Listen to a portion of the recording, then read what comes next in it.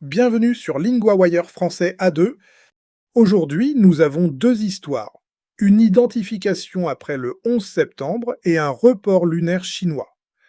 Pour comprendre, lisez les transcriptions, les traductions anglaises et le vocabulaire sur linguawire.com.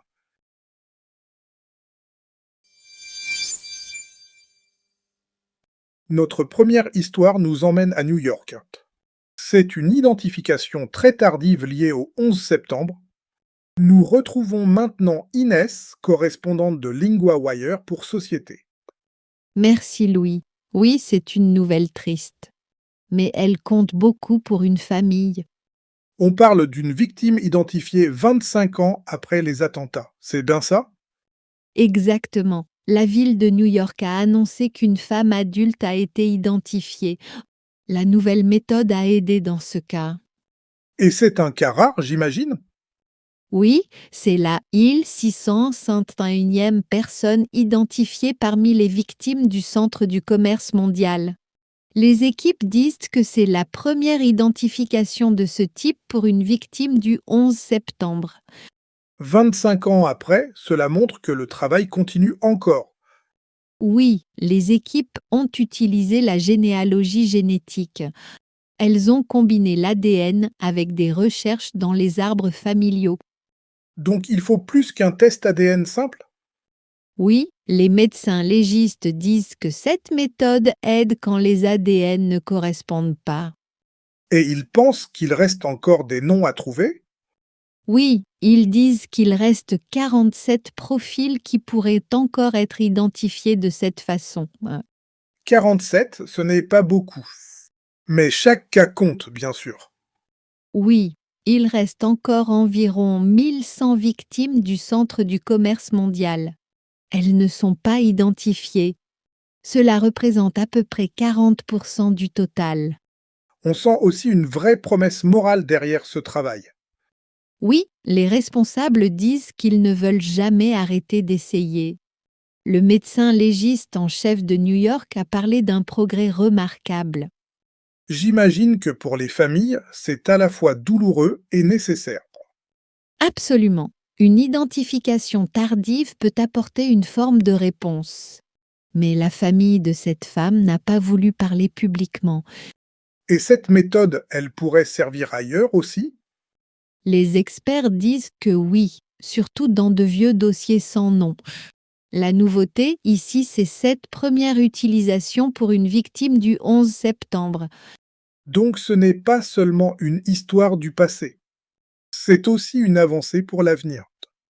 Exactement. Les équipes disent qu'elles espèrent trouver encore d'autres identifications.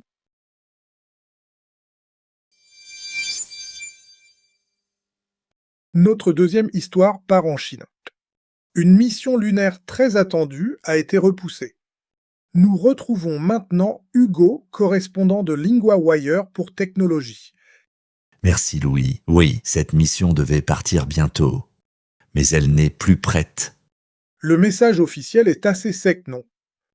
Très sec, oui. L'agence spatiale dit que Chang'e 7 ne remplit pas les conditions. Elle a ajouté qu'il faut une réussite absolue. Et après l'évaluation, que dit-elle? Après une évaluation complète, le lancement n'est pas possible cette année. Donc on parle bien d'un report, pas d'une annulation? C'est ça, la mission est repoussée à 2027. Elle devait partir depuis le site de Wenchang. Sur une île de la mer de Chine méridionale, c'est ça? Oui, exactement. Et elle était censée faire quoi exactement? La mission comprend un satellite autour de la Lune.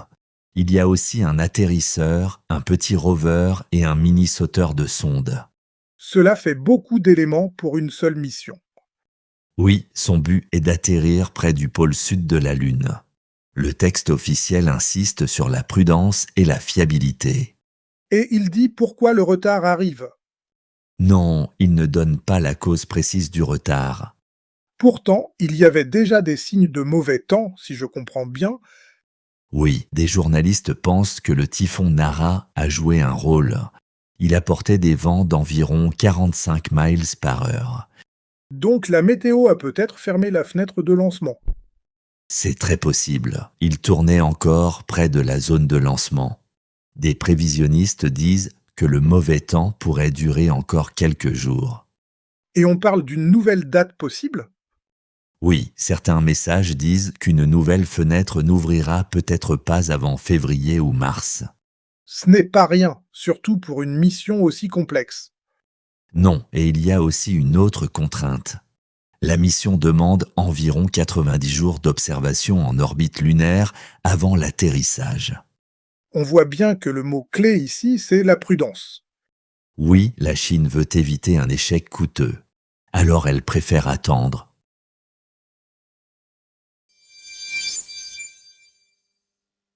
Dans la première histoire, voici 3 mots utiles. Le premier mot est de l'arbre. C'est un schéma de famille. Dans l'histoire, on parle des arbres familiaux. Exemple, nous avons dessiné un arbre familial. Le deuxième mot est l'échantillon. C'est une petite partie utilisée pour tester.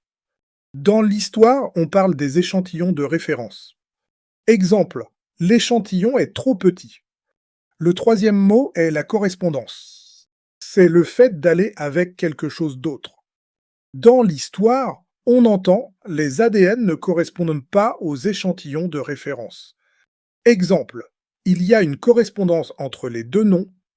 Maintenant, un point de grammaire ne remplit pas. On utilise cette structure pour dire qu'une chose n'est pas assez prête.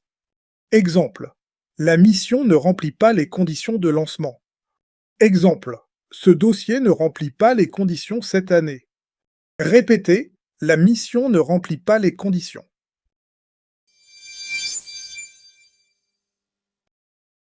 Before you go, do you actually know your level and your strengths and weaknesses? Take LinguaWire's quick language assessment. Comprehension, vocabulary, grammar, and listening are each scored separately, so you know exactly what to work on. From there, LinguaWire builds you a personal 12-week plan around your level, goals, and availability. Start at linguawire.com today.